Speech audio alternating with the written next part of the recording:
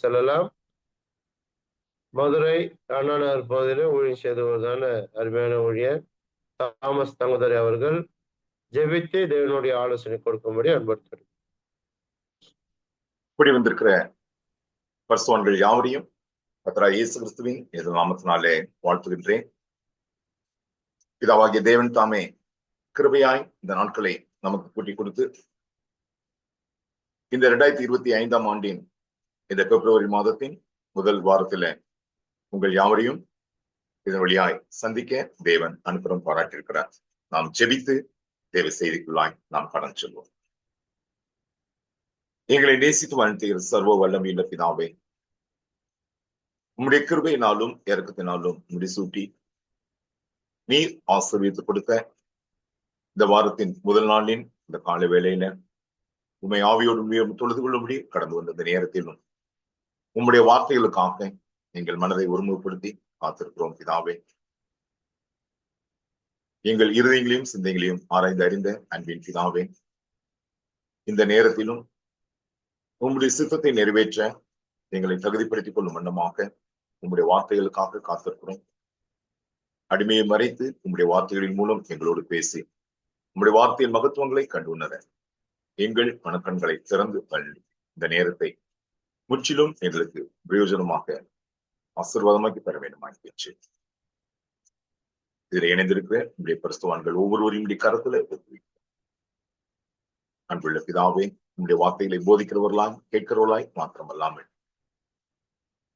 எங்களுக்கு இருக்கக்கூடியதான அவசியத்தை நாங்கள் உணர்ந்தவர்களாய் உங்களுடைய வார்த்தைகளின் மூலம் ஒருவர் தேற்றிக் கொள்ளும்படியான இந்த தருணத்தை எங்களுக்கு முற்றிலும் பிரயோஜனம் உள்ளதாக மாற்றித்தாங்க. இயேசுவின் மூலம் கேட்டுக்கொள்கிறோம் ஜீவுள்ள வல்ல பிதாவே, ஆமென். கர்த்தர் ஆசீர்வதித்து கொடுத்த இந்த நல்ல நாளிலும் நாம் வாசிக்க கேட்டதான 1 தெசலோனிக்கேயர் 5ஆம் அதிகாரம் வசனங்கள் 1 முதல் 11 வரைக்குமான பகுதியை சகோதரர் மூலமாக நாம் தெளிவாக நாம் வாசிக்க கேட்டோம். இந்த தெசலோனிக்க சபையானது எப்படிப்பட்டதான ஒரு சூழ்நிலையில ஆரம்பிக்கப்பட்டது என்பதை நாம் சற்று தெரிந்திருப்போமேயானால் இந்த காரியங்களை நாம் இன்னும் தெளிவாய் புரிந்து கொள்வதற்கு உதவியாக இருக்கும். அப்போஸ்தலனாகிய பவுல் 2வது சுவிசேஷ பிரயாணத்தின் போது அப்போஸ்தலர் 17ஆம் அதிகாரத்துல நாம் பார்க்கின்றோம். 3 ஓய்வு நாட்கள் மாத்திரமே, அதாவது 3 வாரங்கள் மாத்திரமே ஊழியத்தை அங்கே செய்ய முடியாத ஒரு சூழ்நிலை ஏற்பட்டது. அதற்கு பின்பதாக அவர்கள் அங்கே தொடர்ந்து ஊழியம் செய்ய முடியாத அளவிற்கு பிரச்சனைகள் ஏற்பட்டு விட்டது. அந்த பிரச்சனைகள் கொஞ்ச நெஞ்சம் அல்ல, சிலர் மரித்து போகத்தக்க அளவுக்கு பிரச்சனையானது காணப்பட்டது. ஆனால் இந்த 3 வாரங்களும் அப்போஸ்தலனாகிய பவுலும் பவுலோடு கூட இருந்தவர்களும் அங்கே சத்தியத்தை சொன்ன விதம், அவர்கள் ஆவிக்குரிய வளர்ச்சியில தேறினவர்களாய் கர்த்தராகிய இயேசு கிறிஸ்துவின் வருகையை எதிர்நோக்கி காத்துக் கொண்டிருக்கிறவர்களாக தங்களை எல்லா விதத்திலும் தகுதிப்படுத்திக் கொள்ளும்படியான ஒரு சூழ்நிலையானது காணப்பட்டது. நீங்க நல்லா பாத்தீங்க அப்படின்னா ஒவ்வொரு அதிகாரத்தின் இறுதியிலும் கர்த்தராகிய இயேசு கிறிஸ்துவினுடைய வருகையை அவர் முன்னிட்டு அங்கே சொல்லிக் கொண்டிருப்பார். உண்மையாகவே இந்த உத்தரவு காலங்களில அநேகர் மரித்து விட்டார்கள்.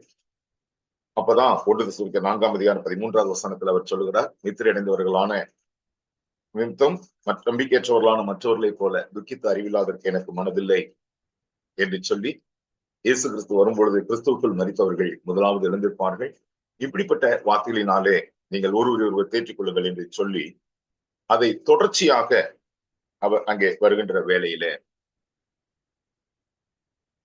நாட்கள் சமீபமாய் இருக்கிறது என்பதை அங்கே குறிப்பிடுகிறார். சகோதரரே, இவைகள் நடக்கும் காலங்களையும் சமயங்களையும் குறித்து உங்களுக்கு எழுத வேண்டுவதில்லை. காரணம், ஏற்கனவே இதை குறித்து தெளிவாக அவர்களுக்கு சொல்லியிருக்கிறதுனால இதை குறித்து நான் இன்னும் விவரமாய் எழுத வேண்டிய அவசியம் இல்லை. இரவிலே திருடன் வருகிற விதமாய் கர்த்தருடைய நாள் வரும் என்று நீங்களே நன்றாய் அறிந்திருக்கிறீர்கள் என்று அங்கே குறிப்பிடுகின்றார். இந்த கர்த்தருடைய நாள் இதுதான். இந்த நாளுக்காகத்தான் நீங்களும் நானும் எதிர்நோக்கி காத்து கொண்டிருக்கின்றோம். சபை கூடி வருதலின் முக்கியமான நோக்கம் என்ன என்று சொல்லி நாம் பார்க்கின்ற வேளையில எபிரேயர் 10ஆம் அதிகாரம் 25வது வசனத்தை நாம் அநேக முறை நாம் பயன்படுத்துவோம். சபை கூடி வருதலை சிலர் விட்டு விடுகிறது போல நாமும் விட்டு விடாமல் ஒருவருக்கொருவர் புத்தி சொல்ல கடவோம். நாளானது சமீபத்து வருகிறதை எவ்வளவாய் பார்க்கிறீர்களோ அவ்வளவாய் புத்தி சொல்ல வேண்டும் என்று அங்கே பார்க்கின்றோம். இப்ப என்ன புத்தி சொல்லணும் என்று சொல்லி பார்க்கும் போதுதான் 24ல சொல்ற, அன்புக்கும் நற்கிரியைகளுக்கும் நாம் ஏவப்படும்படி ஒருவர் கவனித்து. சபை கூடி வருதலை சிலர் விட்டு விடுகிறது போல நாமும் விட்டுவிடாமல் ஒருவருக்கொருவர் புத்தி சொல்லிக் கொள்ள வேண்டும். நாளானது சமீபத்து வருகிறதை, இந்த நாள் கர்த்தருடைய நாள், கர்த்தராகிய இயேசு கிறிஸ்துவுடைய 2ஆம் வருகை நாள். அந்த நாளானது சமீபத்து வருகிறதை எவ்வளவாய் பார்க்கிறீர்களோ அவ்வளவாய் புத்தி சொல்ல வேண்டும். அப்ப உண்மையாகவே நாம் ரட்சிக்கப்பட்ட நாளை காட்டிலும் அந்த நாள் இன்னும் வெகு சமீபமாய் இருக்கிறது என்பதாக நாம் கர்த்தருடைய வாக்கியங்களில நாம் ஆராய்ந்து பார்த்தவர்களாயிருக்கிறோம். அழைக்கப்பட்டவர்கள் அநேகர், தெரிந்து கொள்ளப்பட்டவர்களோ சிலர். சோ நம்முடைய அழைப்பையும் தெரிந்து கொள்வதிலையும் உறுதியாக்கி கொள்ளத்தக்கதாக நாம் மிகவும் ஜாக்கிரதையாய் இருக்கும்படி ஒருவருக்கொருவர் நாம் புத்தி சொல்லிக் கொள்ள வேண்டியது, ஒருவரையொருவர் தேவனுடைய வார்த்தைகளினாலே தேற்றிக் கொள்ள வேண்டியது அவசியமான ஒன்றாய் காணப்படுகின்றது. இதைத்தான் அங்கே தெசலோனிக்கே பட்டணத்து மக்களுக்கு, சபைக்கு பவுல் தெளிவாய் சொல்லக்கூடியதான அந்த காரியத்தை அங்கே பார்க்கணும். அப்ப கர்த்தருடைய நாள் எப்படி வரும்? இரவிலே திருடன் வருகிற விதமாய். அதனுடைய அர்த்தம் இரவுலதான் அப்படின்றது இல்லை, நாம் நினையாத நேரத்தில கர்த்தருடைய நாள் இருக்கும் என்பதுதான். ஏன் இந்த நாளை குறித்து இவ்வளவு இதாக பேசப்படுகிறது என்று சொல்லி பார்க்கும்போது, முதல் முறையாக நோவாவின் மூலம் ஜலப்பிரளயத்தினாலே உலகம் அழிக்கப்பட்ட போது நோவாவின் மூலம் இப்படித்தான் பிரசங்கம் பண்ணி கொண்டிருந்தது. 120 ஆண்டுகளாக அவர் பெரிய ஒரு பேழையை கட்டிக்கொண்டே இந்த உலகம் ஜலப்பிரளயத்தினாலே அழிந்து போக போகிறது என்று சொல்லும் போது எல்லாரும் அசால்ட்டா அத கேலி பண்ணாங்க, அவரை நிந்த பண்ணாங்க. என்னமோ மழை வர போகுதான், இந்த உலகம் ஜலப்பிரளயத்தினால் அழிய போகுதான் அப்படின்னு சொல்லி. ஆனா உண்மையாகவே அந்த சூழ்நிலை வந்த போது அவர்கள் சற்றும் எதிர்பார்க்கவில்லை. இப்பவும் கூட நமக்கு அநேக முறை கர்த்தருடைய வார்த்தையானது நமக்கு எச்சரிப்பு கொடுக்கிறது. நாட்கள் பொல்லாதவைகளானதால் காலத்தை பிரயோஜனப்படுத்திக் கொள்ளுங்கள் என்று நாம் பார்க்கின்றோம். இன்னும் பாத்தீங்கன்னா ரோமருக்கு நிருபம் 13ஆம் அதிகாரத்துல அப்போஸ்தலனாகிய பவுல் ரோமாபுரிக்கு இந்த நிருபத்தை அவர் எழுதுகின்ற வேளையில 11-12வது வசனத்துல அவர் சொல்லுகின்றார், நித்திரையை விட்டு எழுந்திருக்கத்தக்க வேலையாயிற்று என்று நாம் காலத்தை அறிந்தவர்களாய் இப்படி நடக்க வேண்டும். நாம் விசுவாசிகள் ஆன போது ரட்சிப்பு சமீபமாய் இருந்ததை பார்க்கிலும் இப்பொழுது அது நமக்கு அதிக சமீபமாய் இருக்கிறது. இரவு சென்று போயிற்று, பகல் சமீபமாயிற்று. ஆகையால் அந்தகாரத்தின் கிரியைகளை நாம் தள்ளிவிட்டு ஒளியின் ஆயுதங்களை தரித்துக் கொள்ள கடவோம் என்று குறிப்பிடுகிறார். இரவுல படுக்கிறோம், நல்ல சோர்வின் மிகுதியால அசந்து தூங்கிடுறோம், டக்குன்னு விழிப்பு வருது. விடிந்திருக்குமோ, சரி விடிஞ்சிருச்சின்னு தெரிஞ்ச உடனே என்ன செய்வோம்? இழந்தே ஆகணும், ஏன்னா கடமைகள் நிறைய இருக்குது. அப்ப அதே போலதான் இந்த இடத்துலையும் கூட அங்கே குறிப்பிடுகிறார், நித்திரை விட்டு எழுந்திருக்கத்தக்க வேலையாயிற்றென்று நாம் காலத்தை அறிந்தவர்களாய் இப்படி நடக்க வேண்டும். நாம் விசுவாசிகளான போது ரட்சிப்பு சமீபமாய் இருந்ததை பார்க்கிலும் இப்பொழுது சமீபமாய் இருக்கிறது என்று சொல்லல, அதிக சமீபமாய் இருக்கிறது. சோ நாம் ஒருவர் கர்த்தருடைய வாக்கியங்களினாலே தேற்றிக் கொள்ள வேண்டியது அவசியமாய் இருக்கிறது. இப்ப ஒரு கேள்வி கேட்கலாம், ஏன் நாம் ஒருவர் தேற்றிக் கொள்ள வேண்டும்? ஏன்னா ஆயத்தமாய் இருந்தால் போதாதா? கிறிஸ்துவின் சபை சரீரத்திற்கு ஒப்பாக அங்கே சொல்லப்படுது. கிறிஸ்து தலையா இருக்கிறார், நாம் எல்லாருமே அவருடைய சரீரத்தின் அவயவங்களாக இருக்கிறது. இந்த அவயவங்கள் ஒன்றோடு ஒன்று இணைந்து செயல்பட்டால் மாத்திரமே ஆரோக்கியமான ஒரு சரீரமாக அது காணப்பட முடியும். இன்றைக்கு சகோதரர்களுக்கு புத்தி சொல்வது என்பது மிகவும் ஒரு கடினமான ஒரு சூழ்நிலையாய் காணப்படுகிறது. பாடல் பாடும் போது ஒருவருக்கு ஒருவர் போதித்து புத்தி சொல்லிக் கொள்ள வேண்டும். எந்த ஒரு காரியத்தையும் நாம் சொல்லும் போது மற்றவர்களுக்கு மாத்திரமல்ல, அது நமக்கும் அது பாடத்தை கற்றுக் கொடுக்கிறது என்கிற உணர்வோடு. ஏன்னா பவுல் சொல்ற, மற்றவனுக்கு போதிக்கிற நீ உனக்குத்தானே போதியாமல் இருக்கலாமா என்று அங்கே குறிப்பிடுகிறார். சோ கர்த்தருடைய வார்த்தையை மற்றவர்களுக்கு போதிக்கும் போதும் சரி, பாடல் பாடும் போதும் சரி, ஒருவருக்கு ஒருவர் போதித்து நாம் புத்தி சொல்லிக் கொள்ள வேண்டும். எதனால? கர்த்தருடைய வார்த்தைகளினால். அப்ப தேவனுடைய வார்த்தைகளில் மட்டுமே நமக்கு பக்தி விருத்தியை ஏற்படுத்த முடியும். ஏன்னா நாளானது மிகவும் சமீபத்து இருக்கிறது. இன்னும் சொல்ல போனா பிலிப்பியர் 2ஆம் அதிகாரம் 12வது வசனத்துல நம்முடைய ரட்சிப்பின் காரியங்களை குறித்து பவுல் அங்கே பேசிக் கொண்டு வரும்போது அங்கே ஒரு எச்சரிக்கை இப்படியாய் குறிப்பிடுகின்றார். என்ன அப்படின்னு பார்ப்போம்.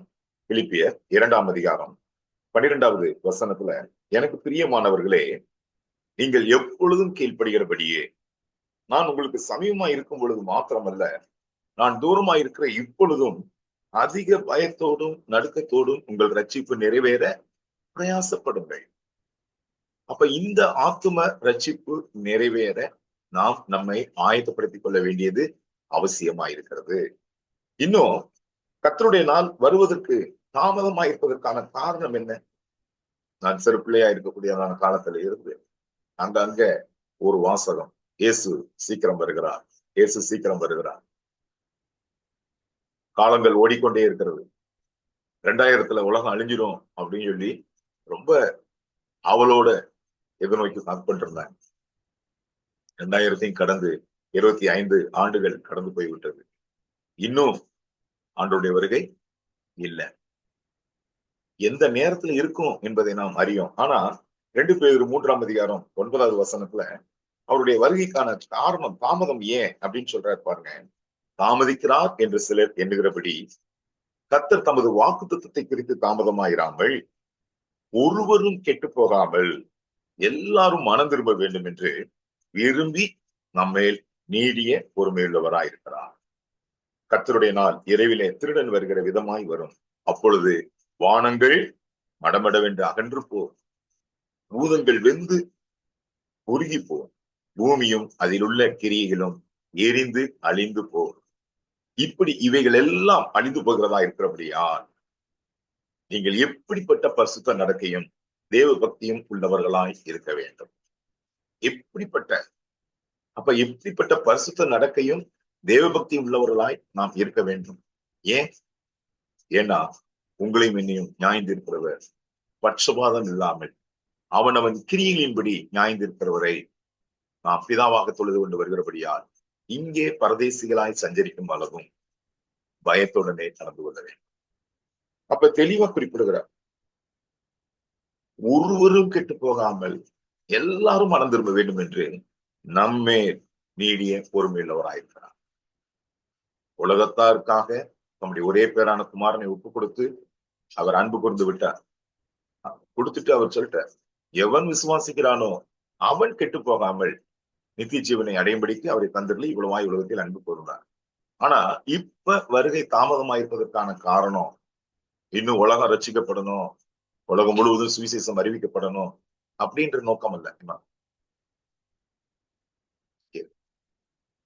அப்ப உண்மையாகவே இந்த இடத்துல நம்ம பார்க்கும்போது அங்க என்ன நம்ம பார்க்கிறோம் அப்படின்னு சொல்லி பார்க்கும்போது, அதாவது இயேசு கிறிஸ்துவனுடைய வருகை எவ்வளவு அருகாமையில இருக்கிறதோ அவ்வளவு அருகாமையில நாம் நம்மை தகுதிப்படுத்திக் கொள்ள வேண்டியது, நம்மை ஆயத்தப்படுத்திக் கொள்ள வேண்டியது அவசியமான ஒன்றாய் காணப்படுகின்றது. அப்ப இதைத்தான் அந்த இடத்துல ரொம்ப தெளிவா அங்கே குறிப்பிடுகின்றார். அப்ப தேவனுடைய நாள் சீக்கிரமாய் வரும்படிக்கு மிகுந்த ஆவலோடு காத்திருங்கள்.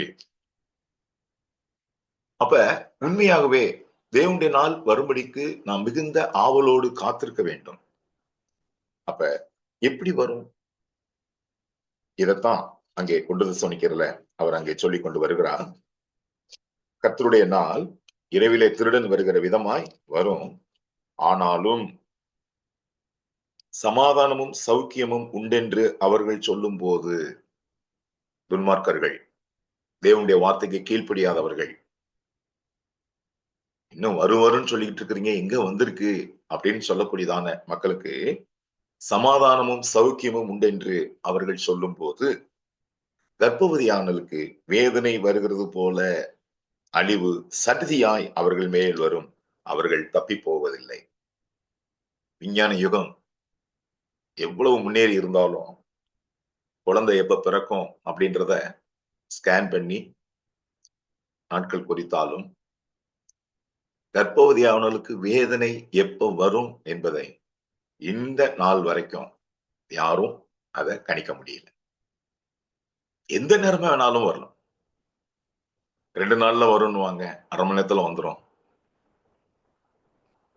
இல்ல இப்போ வந்துரும் அப்படின்னுவாங்க, 2 நாள் காத்திருக்க வேண்டியதாக இருக்கும். எந்த நேரம் என்பதை யாருமே இன்றைக்கு வரைக்கும், விஞ்ஞானம் எவ்வளவு முன்னேறிடுச்சு, என்ன செய்ய முடியல. அதாவது இயற்கையாய் அந்த குழந்தை இந்த உலகத்திற்கு வருவதற்குண்டான அந்த நேரம். அப்ப அதைத்தான் அங்க குறிப்பிடுகின்றார். கர்ப்பவதியானவர்களுக்கு வேதனை வருகிறது போல அழிவும் சடுதியாய் அவர்கள் மேல் வரும், அவர்கள் தப்பி போவதில்லை. அப்ப இரவிலே திருடன் வருகிற விதமாய் வரும், கர்ப்பவதியானவர்களுக்கு வேதனை வருகிறது போல அழிவு சடுதியாய் வரும். தேவனுக்கு கீழ்ப்படியாதவர்கள், தேவனுடைய வார்த்தைக்கு தன்னுடைய வாழ்விலே முக்கியத்துவம் கொடுக்காதவர்கள் தப்பித்துக் கொள்ள போவதில்லை. பட் உங்களையும் என்னையும் குறித்த என்ன சகோதரரே, அந்த நாள் திருடனை போல உங்களை பிடித்துக் கொள்ளத்தக்கதாக நீங்கள் அந்தகாரத்தில் இருக்கிறவர்கள் அல்லவே. அந்தகாரத்தில் இருக்கிறவர்கள் அல்லவே. அந்தகாரத்தில் இருக்கிறவங்க யாரு? உலகத்தார். இன்னும் அந்தகாரத்தை விரும்புகிறவர்கள் யார்? யோவான் 3ஆம் அதிகாரத்துல இயேசு கிறிஸ்து அங்கே சொல்கின்றார், இந்த உலகம் ஏன் ஆக்கினை தீர்ப்புக்கு காரணமாக இருக்கிறது என்று சொல்லி பார்க்கும்போது, யோவான் 3ஆம் அதிகாரம் 19-20 வசனத்தை அடிமை வாசிக்கிறேன். John chapter 3 verse 19-20. ஒளியானது உலகத்திலே வந்திருந்தும் மனுஷனுடைய கிரியைகள் பொல்லாதவைகளாய் இருக்கிறபடியினால் அவர்கள் ஒளியை பார்க்கிலும் இருளை விரும்புகிறதே அந்த ஆக்கினை தீர்ப்புக்கு காரணமாய் இருக்கிறது. பொல்லாங்கு செய்கிற எவனும் ஒளியை பகைக்கிறான், தன் கிரியைகள் கண்டிக்கப்படாதபடிக்கு ஒளியினிடத்தில் வராதிருக்கிறான். சத்தியத்தின்படி செய்கிறவனோ தன் கிரியைகள் தேவனுக்குள்ளாய் செய்யப்படுகிறது என்று வெளியாகும்படிக்கு ஒளியினிடத்தில் வருகிறான் என்றார். அப்ப இந்த இடத்துல பவுல் சொல்லக்கூடியதான அர்த்தம் என்ன? அந்த நாளில் திருடனை போல உங்கள் பிடித்துக் கொள்ளத்தக்கதாக நீங்கள் அந்தகாரத்தில் இருக்கிறவர்கள் அல்லவே. அதாவது நீங்கள் பொல்லாங்கு செய்கிறவர்கள் அல்ல, நீங்கள் பரிசுத்தமாக்கப்பட்டிருக்கிறீர்கள். இயேசு கிறிஸ்துடைய இரத்தத்தினாலே நீங்கள் கழுவப்பட்டிருக்கிறீர்கள். இயேசு கிறிஸ்துடைய வருகையில நாம் அவருக்கு மகிமையாய் நாம் அந்த நாளுக்காக காத்திருக்க வேண்டியது அவசியமான ஒன்றாய் இருக்கிறதே. சோ நீங்கள் அந்தகாரத்தில் உள்ளவர்கள் அல்ல, நீங்கள் எல்லாரும் வெளிச்சத்தின் பிள்ளைகளும் பகலின் பிள்ளைகளும் ஆயிருக்கிறீர்கள். நாம் இரவுக்கும் இருளுக்கும் உள்ளானவர்கள் அல்லவே. அப்ப நம்முடைய கிரியைகள் எப்படிப்பட்டதாக இருக்க வேண்டும்? அதைத்தான் குறிப்பிடுகிறார். நீங்கள் வெளிச்சத்தின் பிள்ளைகள் பகலின் பிள்ளைகளும் ஆயிருக்கிறீர்கள். இரவுக்கும் இருளுக்கும் உள்ளானவர்கள் அல்ல. இரவுக்கும் இருளுக்கும் உள்ளானவர்கள் யாரு? பொல்லாங்கு செய்கிறவர்கள், தேவனுடைய வார்த்தைக்கு கீழ்ப்படியாதவர்கள், தேவனுடைய வார்த்தையை அறிந்தும் அதை அசட்டை பண்ணுகிறவர்கள். ஆனால் ஒளியிடத்தில் இருக்கிறவர்கள் யாரு? சத்தியத்தின்படி செய்கிறவன், தேவனுடைய வார்த்தையின்படியாய் பேசுகிறவன், தேவனுடைய வார்த்தையின்படியாய் செய்ய தன்னை எல்லா விதத்திலும் தகுதிப்படுத்திக் கொள்கிறவன். அவன் தன் கிரியைகள் தேவனுக்குள்ளாய் செய்யப்படுகிறது என்று வெளியாகும்படிக்கு ஒளியினிடத்தில் வருகிறான். அப்ப நீங்களும் நானும் அந்தகாரத்தில் உள்ளவர்கள் அல்ல. நம்முடைய நிலைமை என்ன? அப்ப அதைத்தான் இங்க சொல்ற. ஆகையால் மற்றவர்கள் தூங்குகிறது போல நாம் தூங்காமல் விழித்துக் கொண்டு தெளிந்தவர்களாய் இருக்க கடவோம். தூங்குகிறவர்கள் யார்? உலகத்தார். கண்டிப்பாக இந்த பூமியானது அழிக்கப்படும். கர்த்தராகிய இயேசு கிறிஸ்துவினுடைய வருகையில நம்முடைய கிரிகளின்படியாய் நாம் நியாயந்தீர்க்கப்பட போகிறோம். இதுல எந்த ஒரு மாற்று கருத்தும் இல்லை. தேவனுடைய வார்த்தையானது எச்சரிக்கின்றது. தேவனை குறித்து அறியப்படுவது அவர்களுக்கு வெளியாக்கப்பட்டிருக்கிறது. அவர்கள் தேவனை அறிந்தும் அவரை தேவன் என்று மகிமைப்படுத்தவில்லை. அவர்கள் தேவனை அறிந்தும் அவரை ஸ்தோத்தரிக்கவில்லை. எனவே தேவன் அவர்களை ஆக்கினைக்கு ஒப்பு கொடுத்து விட்டார். சிருஷ்டிகரை தொழாமல் சிருஷ்டியை தொழுது சேவிக்கிறார்கள். சத்தியத்தை பொய்யாக மாற்றி தேவனுக்குரியதான மகிமையை அழிந்து போயக்கூடியதான மகிமைக்கு ஒப்பாக மாற்றுகிறார்கள். எனவே தேவன் கேடான சிந்தைக்கு ஒப்பு கொடுத்து விட்டார். சத்தியத்தின் மேல வாஞ்சை இல்லாதபடியினாலே, அநீதியிலே அவர்கள் பிரியப்படுகிறபடியினால் பொய்யை விசுவாசிக்கத்தக்கதாக கொடிய வஞ்சகத்தை தேவன் அவர்களுக்கு அனுப்பிவிட்டார். தேவன் அவர்களை ஆக்கினை நாளுக்காக நியமித்திருக்கிறார். ஆனால் நீங்களும் நானும் அப்படிப்பட்டவர்கள் அல்ல. இன்றைக்கு இருக்கிற சூழ்நிலையானது எப்படி போய்கொண்டிருக்கிறது என்று சொல்லி பார்க்கும்போது, கிறிஸ்தவ வாழ்க்கை உலகத்தின் ஒத்துழைப்பு இல்லாம வாழ முடியாது என்கின்ற அளவிற்கு போய்கொண்டிருக்கிறது. உண்மையாகவே இது வேதனைக்குரியதான ஒரு காரியம். மத்தேயு 6ஆம் அதிகாரத்துல உலகமா தேவனா? நீ உலகத்தை நீ பிரியப்படுத்த முயற்சித்தால் நீ தேவனை பிரியப்படுத்த முடியாது. நீ தேவனை பிரியப்படுத்த முயற்சித்தால் கண்டிப்பா உலகத்துக்கு நீ சிநேகமா இருக்க முடியாது. 2 எஜமானுக்கு ஊழியம் செய்ய ஒருவனாலும் கூடாது என்று சொல்லிவிட்டார். நாம் இந்த உலகத்திலிருந்து பிரித்தெடுக்கப்பட்டவர்கள். முதல் நூற்றாண்டில முதல் முறையாக ஏறக்குறைய 3000 பேர் கர்த்தர் தேவனுடைய ராஜ்யத்திலே சேர்க்கப்பட்ட போது அவர்களுக்கு பேதுரு பரிசுத்த ஆவியினாலே ஏவப்பட்டு சொன்ன புத்திமதி என்ன? மாறுபாடு உள்ள இந்த சந்ததியை விட்டு விலகி உங்களை ரட்சித்துக் கொள்ளுங்கள். மாறுபாடுள்ள இந்த சந்ததியை விட்டு விலகி உங்களை ரட்சித்துக் கொள்ளுங்கள். ஏன்னா அந்த உலகம் முழுவதுமாக பொல்லாங்கனுக்குள்ளாய் கிடக்கிறது. மனுஷர்களுக்குள்ளே மேன்மையாக எண்ணப்படுகிறது எல்லாம் தேவனுக்கு முன்பாக அருவருப்பாக இருக்கிறது. நாம் அந்தகாரத்தில் உள்ளவர்கள் அல்ல. சோ எப்போதெல்லாம் நாம் தேவனுடைய வார்த்தையை படிக்கிறோமோ ஒருவரையொருவர் நாம் உற்சாகப்படுத்தி தேற்றிக் கொண்டு அந்த நாளுக்காக நாம் ஆயத்த பண்ணப்பட வேண்டியது அவசியமான ஒன்றாய் காணப்படுகிறது. அதைத்தான் குறிப்பிடுகிறார். மற்றவர்கள் தூங்குகிறது போல நாம் தூங்காமல் விழித்துக் கொண்டு தெளிந்தவர்களாய் இருக்க கடவோம். தூங்குகிறவர்கள் ராத்திரியிலே தூங்குவார்கள். வெறி கொள்ளுகிறவர்கள் ராத்திரியிலே வெறி கொள்ளுவார்கள். நம்ம தூங்குகிறவர்களும் அல்ல, வெறி கொள்ளுகிறவர்களும் அல்ல. நாம் யாரா? பகலுக்குரியவர்களாகிய நாமோ, வெளிச்சத்திற்குரியவர்களாகிய நாமோ, வெளிச்சத்தின் பிள்ளைகளாகிய நாமோ தெளிந்தவர்களாய் இருந்து நாம யாரு? நாம என்னவாக்கப்பட்டிருக்கிறோம்? எபேசியர்ல சொல்லும் போது எபேசியர் 4ஆம் அதிகாரத்துல ரொம்ப தெளிவா சொல்ற 17வது வசனம் 4:17 கர்த்தருக்குள் நான் உங்களுக்கு சாட்சியாக சொல்லி எச்சரிக்கிறது என்னவெனில், மற்ற புறஜாதிகள் தங்கள் வீணான சிந்தையில் நடக்கிறது போல நீங்கள் இனி நடவாமல் இருங்கள். அவர்கள் புத்தியில் அந்தகாரப்பட்டு தங்கள் இருதய கடினத்தினால் தங்கள் இருக்கும் அறியாமையினாலே தேவனுடைய ஜீவனுக்கு அந்நியராய் இருந்து உணர்வில்லாதவர்களாய் சகலவித அசுத்தங்களையும் ஆவலோடு நடப்பிக்கும்படி தங்களை காமபாரத்துக்கு ஒப்புக் கொடுத்திருக்கிறார்கள். நீங்களோ இவ்விதமாய் கிறிஸ்துவை கற்றுக்கொள்ளவில்லை. நாம் இப்படி கற்றுக்கொள்ளல. இயேசுவிடத்துள்ள சத்தியத்தின்படியே நீங்கள் அவரிடத்திலிருந்து கேட்டறிந்து அவரால் போதிக்கப்பட்டிருக்கிறீர்களே. அப்ப உண்மையாகவே நாம யாரு? முன்பு அப்படி இருந்தோம், இப்ப அப்படி இல்லை. பகலுக்குரியவர்களாய் நாமோ தெளிந்தவர்களாய் இருந்து விசுவாசம், அன்பு என்னும் மார்க்கவசம். விசுவாசம் தேவனுடைய வசனத்தை கேட்டு அதற்கு கீழ்ப்படியத்தக்கதாக நம்மை ஆயத்தப்படுத்திக் கொண்டவர்களாய், அன்பு உன்னிடத்தில் அன்பு கூறுவதை போல மற்றவரிடத்துல அன்பு கூற நம்மை ஆயத்தப்படுத்திக் கொண்டவர்களாய், விசுவாசம், அன்பு என்னும் மார்க்கவசத்தையும் ரட்சிப்பின் நம்பிக்கை என்னும் தலைச்சீராவையும் தரித்துக் கொண்டிருக்க கடவுள். ரட்சிப்பின் நம்பிக்கை, கண்டிப்பாக நான் ரட்சிக்கப்படுவேன், நான் பரலோகத்திற்கு நான் போவேன் என்கின்ற ஒரு நம்பிக்கையோடு கூட.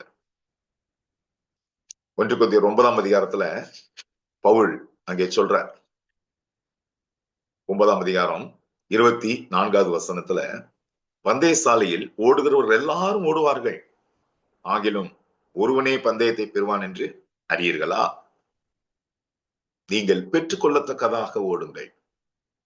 அப்ப பெற்றுக்கொள்ளத்தக்கதாய் ஓடுங்கன்னா என்ன அர்த்தம்? ஏதோ கடமைக்காக நானும் ஓடுறேன் அப்படின்ற மாதிரி இல்லாம, அதற்கான ஒரு எஃபோர்ட், அதற்கான ஒரு முயற்சி, அதைத்தான் குறிப்பிடுகிறார். பந்தயத்திற்கு போராடுகிற யாவரும் எல்லாவற்றிலேயும் உச்சேரக்கமாயிருப்பார்கள். அவர்கள் அழிவுள்ள கிரீடத்தை பெறும்படிக்கு அப்படி செய்கிறார்கள், நாமோ அழிவில்லாத கிரீடத்தை பெறும்படிக்கு அப்படி செய்கிறோம். ஆதலால் நான் நிச்சயம் இல்லாதவனாக ஓடேன், ஆகாயத்தை அடிக்கிறவனாக சிலம்பம் பண்ணேன் என்று குறிப்பிடுகிறார். அப்ப பந்தயத்திற்கு போராடுகிற எல்லாரும் எல்லாவற்றிலேயும் உச்சேரக்கமாயிருப்பார்கள். இன்றைக்கு நாம் அந்த நாளுக்காக எந்த விதத்துல நம்மளை ஆயத்தம் பண்ணியிருக்கிறோம்? நம்பிக்கையோடு கூட ஓடுகிறோமா? நிச்சயம் உள்ளவர்களாய் நாம் ஓடுகிறோமா? அப்போஸ்தலனாகிய பவுல் உறுதியாய் அவர் ஒரு திட அறிக்கை விடுகின்றார். இது முதல் நீதியின் கிரீடம் எனக்காக வைக்கப்பட்டிருக்கிறது. எப்படி அவரால் அதை அடைய முடிந்தது? எப்படி அவரால் அந்த ஓட்டத்தை ஓடி முடிக்க முடிந்தது? பிலிப்பியர் புத்தகத்துல அவர் ஒரு முடிவு பண்றார். அந்த முடிவை நமக்கும் அவர் சொல்றார். என்ன சொல்றாரு? பிலிப்பியர் 3ஆம் அதிகாரத்திற்கு என்னோடு கூட உங்கள் வேதத்தை திருப்பிக் கொள்ளுங்க. அந்த சொல்றார், எதெல்லாம் எனக்கு மேன்மையா இருந்ததோ எல்லாவற்றையும் குப்பையாக எண்ணி, நஷ்டம் என்று எண்ணி விட்டுட்டேன். ஏன்னா அது பாரம். பந்தயத்திற்கு போராடுகிற எல்லாவரும் எல்லாவற்றிலையும் உச்சேரக்கமாயிருப்பார்கள். எது எனக்கு எளிதாக, நான் என்ன நோக்கத்திற்காக பிடிக்கப்பட்டேனோ அந்த நோக்கத்தை பிடித்துக் கொள்ள என்னை தகுதிப்படுத்திக் கொள்வது எது? அவர் சொல்ற, எல்லாத்தையும் குப்பை என்று விட்டு, நஷ்டம் என்று எண்ணி விட்டுட்டு 12வது வசனத்துல சொல்றார், நான் அடைந்தாயிற்று அல்லது முற்றும் தேறினவனானேன் என்று எண்ணாமல் கிறிஸ்து இயேசுவினால் எதற்காக பிடிக்கப்பட்டேனோ அதை பிடித்துக் கொள்ளும்படி ஆசையாய் தொடர்கிறேன். சகோதரரே, அதை பிடித்துக் கொண்டேன் என்று நான் எண்ணுகிறதில்லை. ஒன்று செய்கிறேன், பின்னானவைகளை மறந்து முன்னானவைகளை நாடி கிறிஸ்து இயேசுக்குள் தேவன் அழைத்த பரம அழைப்பின் பந்தய பொருளுக்காக லக்கை நோக்கி தொடர்கிறேன். மேலும் சொல்ற, நம்மில் தேறினவர்கள் யாவரும் இந்த சிந்தையா இருக்க கடவோம். எந்த காரியத்திலாவது நீங்கள் வேறே சிந்தையா இருந்தால் அதையும் தேவன் உங்களுக்கு வெளிப்படுத்துவார். ஆகிலும் நாம் எதுவரையில் தேறி இருக்கிறோமோ அது முதல் ஒரே ஒழுங்காய் நடந்து கொண்டு ஒரே சிந்தையாய் இருப்போமாக. இரு மனம் உள்ளவன் தன் வழிகளில் நிலையற்றவனாயிருக்கிறான். ஒரே சிந்தையாய், ஏக சிந்தையுள்ளவர்களாய், என்ன நோக்கத்திற்காக தேவன் உங்களையும் என்னையும் தெரிந்து கொண்டாரோ அந்த நோக்கத்தை நிறைவேற்றத்தக்கதாக, அதான் அங்கே சொல்லுகிறார், ரட்சிப்பின் நம்பிக்கை என்னும் தலைச்சீராவையும் தரித்துக் கொண்டிருக்க கடவோம். அப்ப முதல்ல அவர் சொன்னாரு, அந்த நாள் திருடனை போல பிடித்துக் கொள்வதற்கு நீங்கள் அந்தகாரத்தில் உள்ளவர்கள் அல்ல, நாம் வெளிச்சத்தின் பிள்ளைகள். இப்ப 9வது வசனத்துல மறுபடியும் ஒரு காரியத்தை சொல்ற, தேவன் நம்மை கோபாய்க்கணிக்கென்று நியமிக்கவில்லை. அப்ப கோபாய்க்கணிக்கென்று அவர் சிலரை நியமிச்சிருக்கிறாரா? ஆமா. 2 பேதுருல சொல்றாரு பாருங்க, 2 பேதுரு 2ஆம் அதிகாரம் 9வது வசனத்துல, கர்த்தர் தேவ பக்தியுள்ளவர்களை சோதனை நின்று ரட்சிக்கவும் அக்கிரமக்காரரை ஆக்கினைக்குள்ளானவர்களாக நியாயத்தீர்ப்பு நாளுக்கு வைக்கவும் அறிந்திருக்கிறார். அப்ப ஆக்கினை தீர்ப்புக்குன்னு, கோபாய்க்கினைக்கு என்று அவர் சிலரை நியமித்திருக்கிறாரான்னு? ஆமா. ஆனா உங்களையும் என்னையும் அவர் கோபாய்க்கினைக்கென்று நியமிக்கவில்லை. எதற்காக உங்களையும் என்னையும் அவர் நியமித்தாராம்? நம்முடைய கர்த்தராகிய இயேசு கிறிஸ்து மூலமாய் ரட்சிப்படைவதற்கென்று நியமித்தார். இயேசு கிறிஸ்துவின் மகிமையை பெற்றுக் கொள்ளும்படி, அவரோடு கூட உடன் சுதந்திரவாளிகளாகும்படியாய் நீங்களும் நானும் அழைக்கப்பட்டிருக்கிறோம். அப்ப உண்மையாகவே தேவன் உங்களையும் என்னையும் தெரிந்து கொண்ட நோக்கம் இதுதான், ஆக்கினைக்காக அல்ல. ஏன் நம்ம கர்த்தருடைய பந்தியில நம்ம பங்கு கொள்றோம்? கர்த்தருடைய பந்தியில பங்கு கொள்வதனுடைய முக்கியமான நோக்கத்தை அந்த 1 கொரிந்தியர் 11 31 வசனத்துல அவர் சொல்றாரு பாருங்க, ஏன் நம்ம சிக்ஷிக்கப்படுகிறோமா? அவர் சொல்றார் 31-32 நம்மை நாமே நிதானித்து அறிந்தால் நாம் நியாயந்திருக்கப்படும். நாம் நியாயந்திருக்கப்படும் போது உலகத்தோடு ஆக்கினைக்குள்ளாக தீர்க்கப்படாதபடிக்கு கர்த்தராலே சிக்ஷிக்கப்படுகிறோம். அப்ப நாம் ஆக்கினைக்காக நியமிக்கப்பட்டவர்கள் அல்ல. இன்னும் சொல்ல போனா ரோமர் 8 வசனத்துல திட சாட்சியா ஒரு நிச்சயமான ஒரு வார்த்தை நமக்கு சொல்லப்படுகிறது. கிறிஸ்து இயேசுவுக்கு உட்பட்டவர்களாய் இருந்து மாம்சத்தின்படி நடவாமல் ஆவியின்படி நடக்கிறவர்களுக்கு ஆக்கினை தீர்ப்பு இல்ல. நல்லா கவனிங்க, மறுபடியும் சொல்றேன். ரோமர் 8 ரோமர் சாப்டர் 8:1 கிறிஸ்து இயேசுவுக்கு உட்பட்டவர்களாய் இருந்து, கிறிஸ்துவுக்குள்ளானவர்களாய், கிறிஸ்துவின் சரீரமாகிய சபையிலே அங்கமுடையவர்களாய் இருந்து மாம்சத்தின்படி நடவாமல் ஆவியின்படி நடக்கிறவர்களுக்கு ஆக்கினை தீர்ப்பு இல்லை. அப்ப தேவன் நம்மை கோபாக்கினைக்கு என்று நியமிக்கவில்லை. ஒருவேளை அப்படி நியமிச்சிருந்தாருன்னா நம்மளை சிக்ஷிக்க மாட்டார். தம்முடைய வார்த்தைகளினாலே உங்களோடும் என்னோடும் இப்ப பேசி கொண்டிருக்க மாட்டார். தேவனுடைய வார்த்தைகளினாலே நாம் ஒருவர் தேற்றிக்கொள்ள வேண்டிய அவசியம் இல்லை. இயேசு கிறிஸ்துவ மூலமாய் ரட்சிப்படைவதற்கென நியமித்திருக்கிறார். நாம் விழித்திருப்பவர்களானாலும் நித்திரையடைந்தவர்களானாலும் நம்முடனே நாம் ஏகமாய் பிழைத்திருக்கும்படி அவர் நமக்காக மரித்தாரே.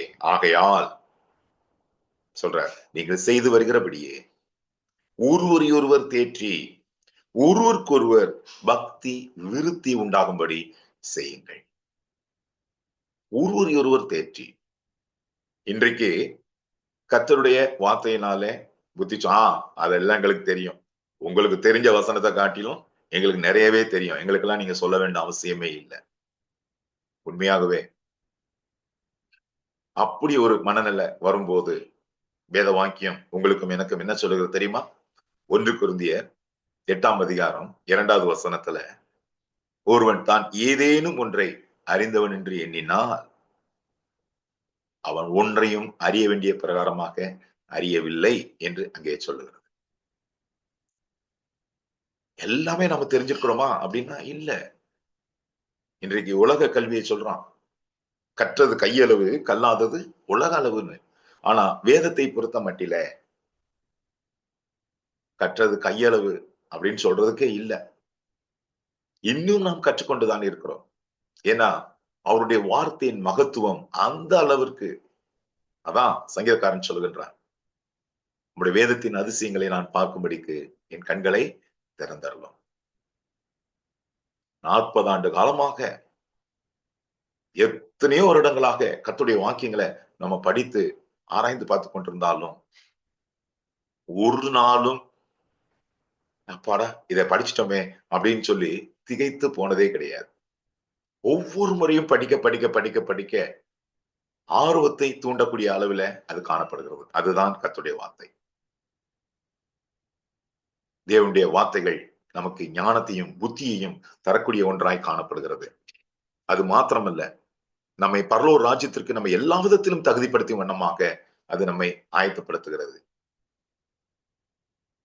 தேவனுடைய மனுஷன் தேடினவனாகவும் எந்த ஒரு நற்கிரியும் செய்ய தகுதியுள்ளவனாக இருக்கும்படி உபதேசத்திற்கு, கடிந்துள்ளதற்கு, சீர்திருத்தத்திற்கு, நீதியை படிப்பிக்கிறதற்கு அவைகள் நமக்கு பிரயோஜனமாய் காணப்படுகிறது. இதை தவிர வேற எதுவும் நமக்கு தேவையில்லை. எப்பொழுது பாருங்க, இன்னும் சொல்ல போனா கர்த்தருடைய வாக்கியங்களை நம்ம கேட்கும் போது நம்முடைய மனநிலை எப்படிப்பட்டதா இருக்கணுமா? கலாத்தியர் 6:3-4 சொல்ற, ஒருவன் தான் ஒன்றும் இல்லாதிருந்தும் தன்னை ஒரு பொருட்டென்று எண்ணினால் தன்னைத்தானே வஞ்சிக்கிறவன் ஆவான். அவனவன் தன் கிரியை சுயக்கிரியை சோதித்து பார்க்க கடவன். அப்பொழுது மற்றவனை பார்க்கும் போது அல்ல, தன்னையே பார்க்கும் பொழுது மேன்மை பாராட்ட அவனுக்கு இடம் உண்டாகும். தேவனுடைய வார்த்தையை கேட்கும் போது இன்று தேவன் என்னோடு என்ன பேச போகிறார்? ஒவ்வொரு நாளும் கர்த்தருடைய வாக்கியங்களை நாம் பாடிக்கின்ற வேளையில இதன் மூலமாக தேவன் எனக்கு வெளிப்படுத்துகின்ற காரியம் என்ன? ஆபிரகாமை நாம் பார்க்கின்ற வேளையில ஆபிரகாமின் விசுவாசத்தோடு நம்முடைய விசுவாசத்தை ஒப்பிட்டு பார்த்து இன்னும் நான் எந்த விதத்துல என்னை தகுதிப்படுத்திக் கொள்ள வேண்டும்? யோசேப்பை குறித்து பார்க்கின்ற வேளையில யோசேப்பு தனக்கு பிரச்சனை வந்த போது அதை எப்படி அவன் அணுகினான்? அவன் உயர்த்தப்பட்ட போது தான் உயர்த்தப்பட்டது குறித்து அவன் எப்படி அதை எண்ணினான்? தான் உதவி செய்ய வேண்டிய மக்களுக்கு அந்த சூழ்நிலை வரும்போது அவன் தன்னை எப்படி எண்ணிக்கொண்டான்? இன்றைக்கு நான் எப்படி இருக்கிறோம்? ஒவ்வொரு முறையும் அப்படி இருந்தால் மாத்திரமே இயேசு கிறிஸ்து இந்த உலகத்தை சிருஷ்டித்தவராய் இருந்த போதிலும் இந்த உலகத்திலே வந்த போது அவர் சுயமாய் ஒன்றையும் செய்யாமல் பிதா என்ன சொன்னாரோ அதன்படியாய் செய்து, பிதா என்ன சொன்னாரோ அதை மாத்திரம் பேசி தேவனுடைய நோக்கத்தை நிறைவேற்றி தேவனுடைய வலது வாரத்தில் வீற்றிருப்பதை போல நீங்களும் நானும் என்ன நோக்கத்திற்காய் தெரிந்து கொள்ளப்பட்டோமோ அந்த நோக்கம் நிறைவேற்றப்படத்தக்கதாக நமக்கு நேரம் கிடைக்கும் போதெல்லாம் ஒருவரையொருவர் கர்த்தருடைய வார்த்தைகளினாலே தேற்றிக் கொள்ள வேண்டியது, உற்சாகப்படுத்த வேண்டியது, பக்தி விருத்தி உண்டாக செய்ய வேண்டியது அவசியமான ஒன்றாய் காணப்படுகிறது. இன்னும் சொல்ல போனா அவனவன் சுய பிரயோஜனத்தை மட்டுமல்ல மற்றவனுடைய பிரயோஜனத்தையும் நாட கடவன் என்று குறிப்பிடுகிறார். காரணம் என்ன? கிறிஸ்தவ வாழ்க்கை என்பது தனிப்பட்ட ஒரு காரியமாய் இருந்தாலும் கூட தனிப்பட்ட முறையில நாம் செல்வதல்ல. கிறிஸ்துவின் சரீரத்தின் அவயவங்களாக இருக்கின்றோம். அங்கே ஒரு கூட்டு முயற்சி. ஒருவருக்கொருவர் நாம் புத்தி சொல்லி தேவனுடைய வார்த்தைகளினாலே நாம் தேற்றிக்கொள்ள வேண்டும். இன்னும் சொல்ல போனா நாளானது எவ்வளவு சமீபித்து வருகிறதை பார்க்கிறீர்களோ அவ்வளவாய் நாம் ஒருவருக்கொருவர் நாம் புத்தி சொல்லி நம்மை பலப்படுத்திக் கொள்ள வேண்டியது அவசியமான ஒன்றாக இருக்கின்றது. எவ்வளவுதான் ஞானம் உள்ளவங்களா இருந்தாலும், எவ்வளவுதான் நான் படித்து வேதத்தை நான் ஆராய்ந்து பார்க்கத்தக்கதான திறனை தேவன் எனக்கு கொடுத்திருந்தாலும், தந்தை மந்திரி சொல்ற ஒருவன் எனக்கு எடுத்து சொல்லாவிட்டால் எப்படி எனக்கு புரியும்? அந்த இடத்துல ஒரு தாழ்மை தெரிகிறது. பிலிப்பு நடந்து வர்றாரு, இவர் ரதத்துல போற, நீர் வாசிக்கிறவன் கருத்து உமக்கு தெரியுமா என்று சொன்ன உடனே டக்குன்னு சொல்ற, ஒருவன் எனக்கு எடுத்து சொல்லாவிட்டால் எப்படி தெரியும்?